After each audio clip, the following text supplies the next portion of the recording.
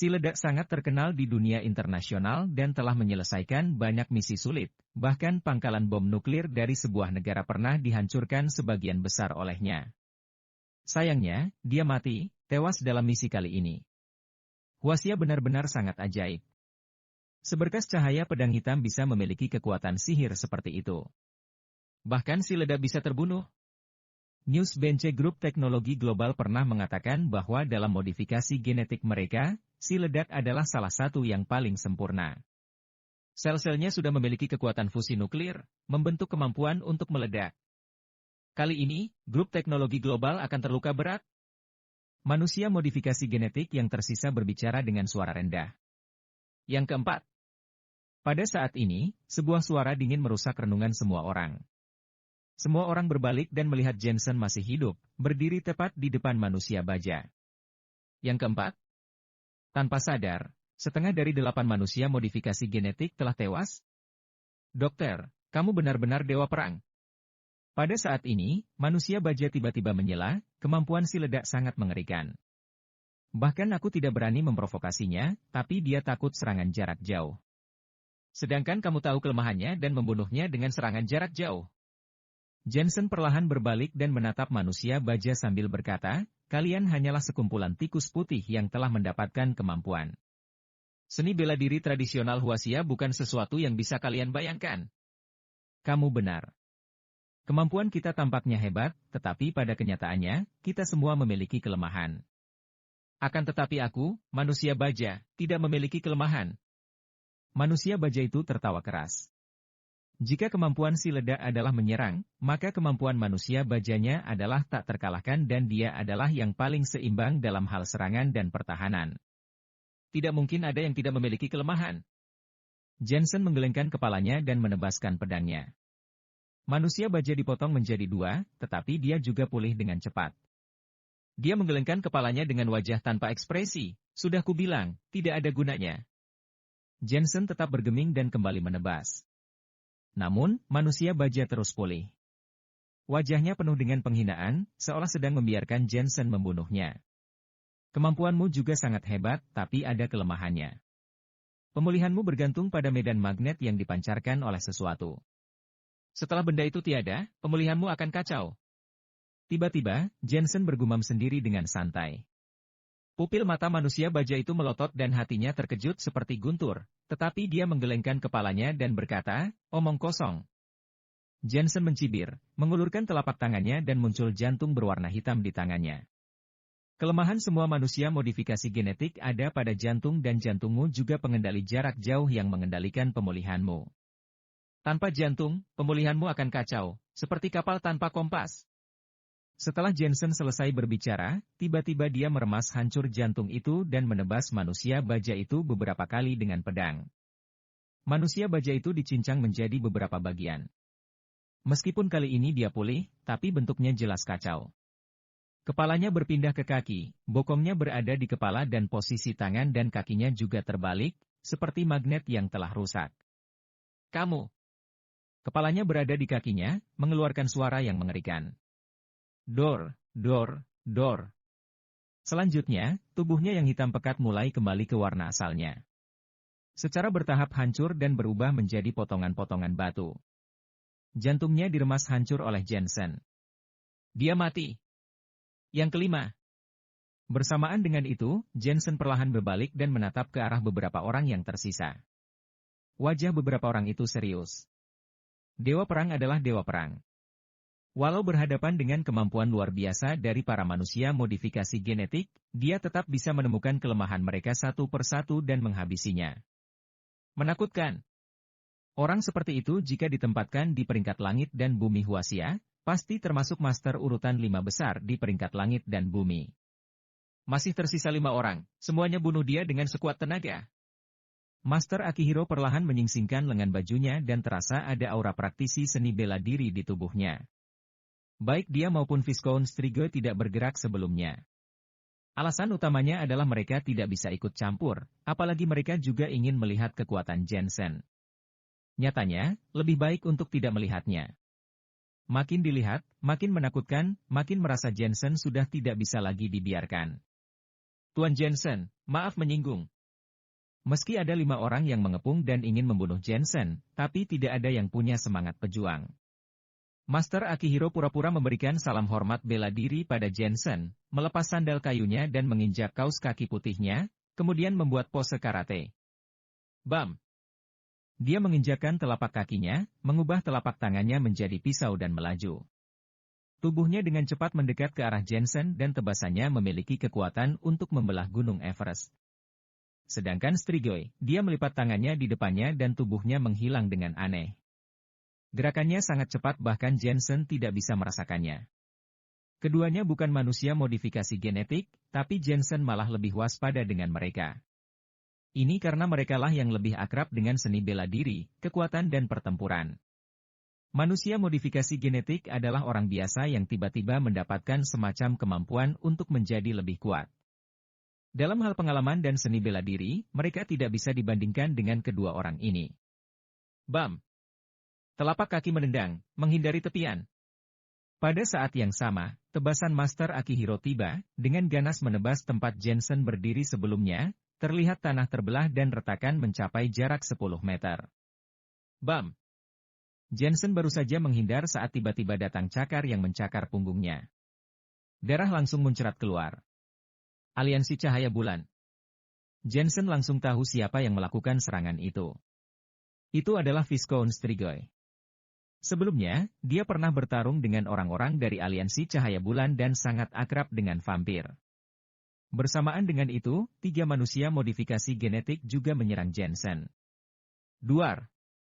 Sambaran petir dengan cepat menyambar di sepanjang tanah. Terlihat seorang pemuda di kejauhan, tangannya didaratkan ke atas tanah dan terus-menerus melepaskan busur listrik. Kemampuan orang ini juga sangat aneh, sangat mirip dengan belut listrik. Tanahnya jelas tidak boleh disentuh lagi. Jensen langsung melompat dan menghindari tepian.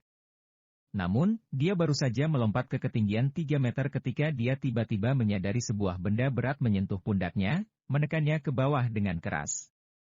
Yang paling penting adalah ketika melihat ke atas, dia tidak melihat apa-apa. Namun, kesadaran ilahi Jensen sangat kuat dan langsung mengetahui jika pundaknya sedang ditekan oleh seseorang. Dia juga manusia modifikasi genetik. Dan kemampuannya adalah tembus pandang. Kemampuan tembus pandang ini sebanding dengan jurus menghilang Jensen, tapi itu lebih kuat, bahkan napasnya juga tidak terdengar. Jika bukan karena kesadaran ilahi, Jensen sama sekali tidak akan mengetahuinya. Aku ingin tahu apakah dengan kemampuan tembus pandangmu, tubuhmu bahkan tidak ada. Dengan tepukan cepat dari tangan kiri Jensen, sejumlah besar jarum perak muncul di tangannya dan melesat ke arah langit. Jurus menghilang hanyalah cara sederhana untuk mengecoh mata. Jika tubuhnya bahkan bisa disembunyikan, itu baru mengerikan.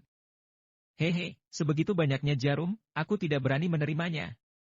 Sebuah cibiran terdengar dari atas, lalu tekanan pada bahunya menghilang. Pria itu pergi. Jensen sekilas menyadari jika tubuh orang ini bisa saja tidak terlihat, tapi tidak seluruh tubuhnya tidak terlihat. Ada cacat tertentu.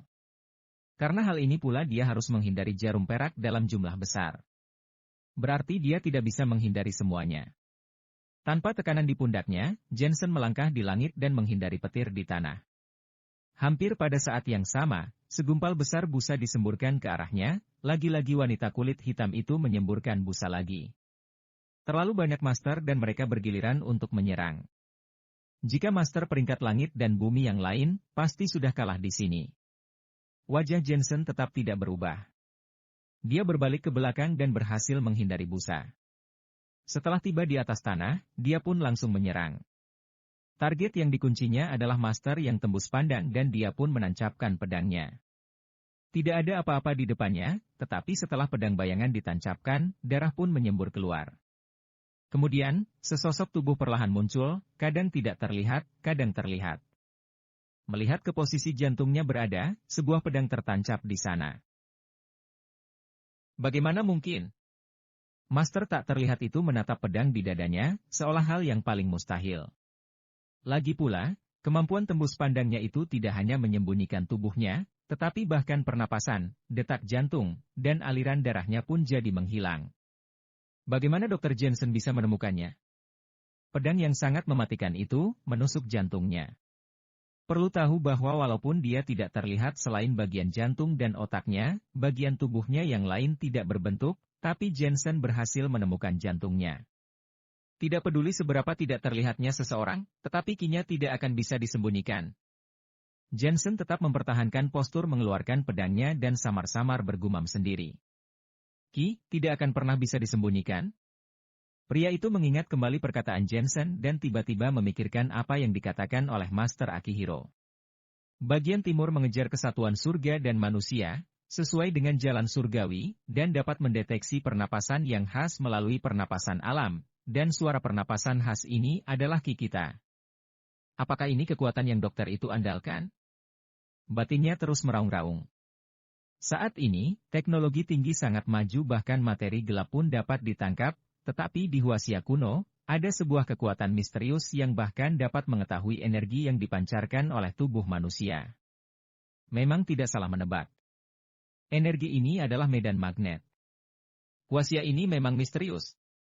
Sosoknya muncul dan dia perlahan jatuh, mati dengan gelisah. Jensen tiba-tiba menarik pedangnya. Yang keenam. Semua orang bergidik. Itu sangat mengerikan.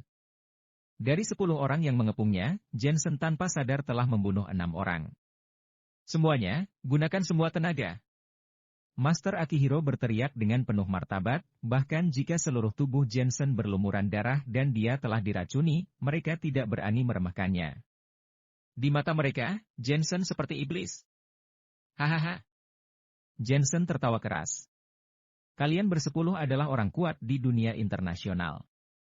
8 manusia modifikasi genetik dan 2 master terkemuka. Apa kalian begitu takut padaku? Kalimat terakhirnya penuh dengan kebanggaan, langsung menuju langit. Seolah-olah dewa perang sedang menginjak tanah Huaxia, dan menghadapi para penjajah. Omong kosong. Master Akihiro menjadi marah. Yang ketujuh. Tiba-tiba, Jensen mengeluarkan suara. Anehnya, tubuhnya tiba-tiba menghilang, seolah-olah dia tidak pernah muncul di dunia ini. 4 orang yang tersisa semuanya menatap dengan mata lebar, apa yang sedang terjadi? Mungkinkah Jensen juga merupakan manusia modifikasi genetik? Kalau tidak, bagaimana dia bisa menghilang begitu saja? Pada saat yang sama, seorang pemuda bungkuk yang berjarak 50 meter jauhnya merasakan seseorang dengan niat membunuh mendekat. Yang menakutkan adalah niat membunuh ini telah menguncinya, membuatnya tidak bisa melarikan diri sama sekali, seperti hutan luas di mana hanya dia dan si pembunuh yang ada di dunia. Dia awalnya seorang pembunuh, jadi dia mengetahui perasaan ini dengan jelas. Jo, dokter itu mendekatimu. Di kejauhan, Master Akihiro merasakan aura Jensen, namun dia masih ketakutan karena Jensen benar-benar tidak terlihat. Wus! Cahaya pedang menyala, dan ketika pemuda bungkuk bereaksi, ada bekas pedang muncul di lehernya, dan kemudian melihat tangannya, sebuah kilat berkedip.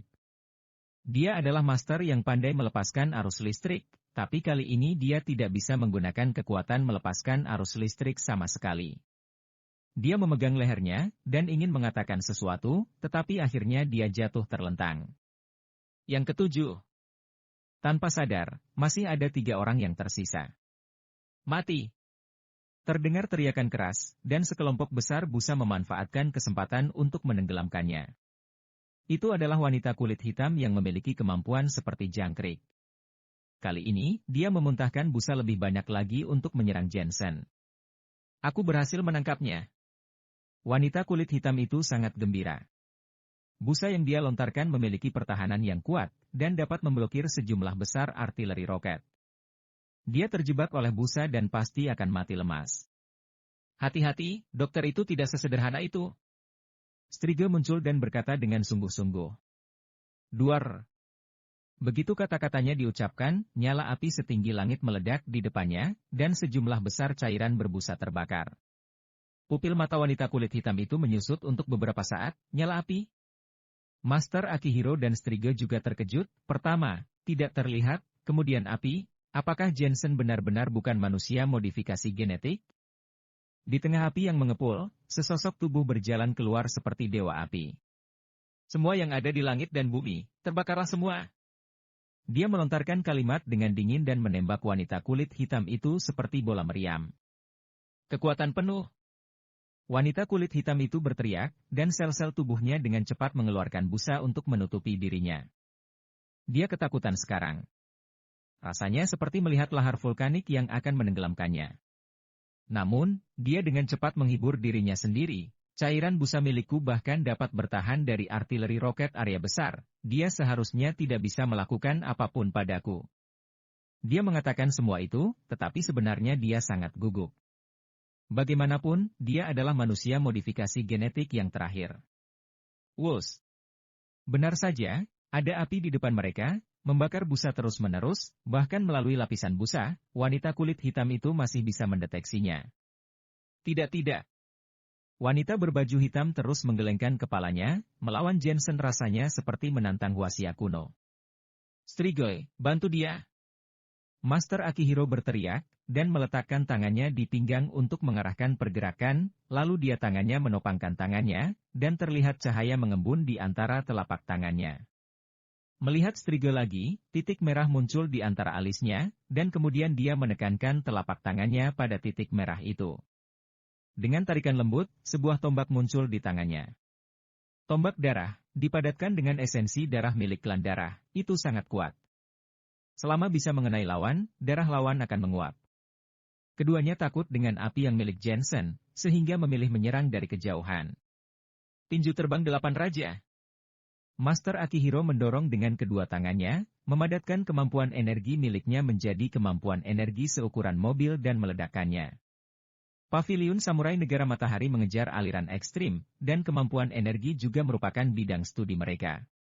Kemampuan energi mereka juga berbeda dari keterampilan energi Ki Hwasia, lebih langsung, lebih dominasi, tidak seperti keterampilan energi Ki Hwasia.